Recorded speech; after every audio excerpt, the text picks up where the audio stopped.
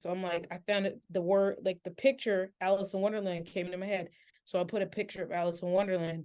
Then like something else came in my head. So I put a picture, and I was just putting pictures of stuff that came to my head. And then it turned into this collage of technically the story. So that, again, that's like that spiritual piece where I'm like, okay, I have a paper, I have a thing, but I'm going to let you do your thing first. So I'm putting all that together. And then I write out a whole summary of how I see it. So it can be super messy, or blah blah blah, this happens and this happens, this happens, and then I start organizing in how deep the story is. It depends, because it's like for some stuff you don't got to go that deep, but then I'll break it down, the characters. I'm like, who is this character, what do they want, why do they want it, what's the whole purpose of this, what am I trying to say with this.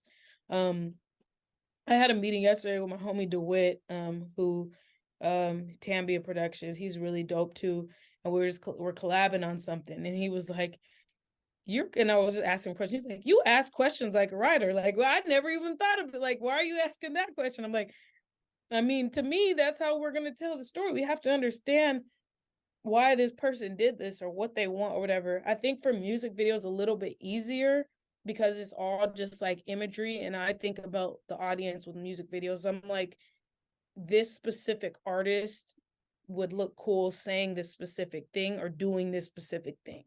Or I think this artist fans would really like. And it's always something that I don't even think, me personally, if I had control of that, I don't even think the artist would necessarily think that they would see themselves doing that. But in my opinion, I actually see, like when I see certain people, I see archetypes because I've studied archetypes and stuff. And so it's like, I will see that person's archetype. So I'm like, I know they fit these type of stories, and their audience will feel more connected to them because they fit this type of archetype, whatever. So yeah, I don't know, but That's dope. So when you say archetype, you talking about personality, like personality yeah, type? like type of person, yeah, like type of like yeah, like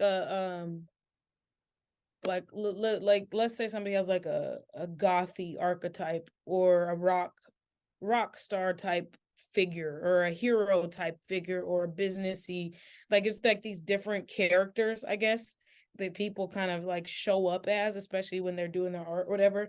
And so if you could kind of sometimes play on that, and you could play on it in like ways where like people don't realize that's what you're doing, but it's like if somebody kind of has this like more fairy type thing, it's like put them near water or grass or whatever, because their aura and their vibe kind of gives that, and it's a believable story with how they present themselves, you know. Right. So so how important is character development when you're working on films or even music videos? I know depending on how longer it is, the more potentially important, but or a sitcom or what have you. But you know, for people who don't know, what is character development and like how important is it in your process? I think it's super important.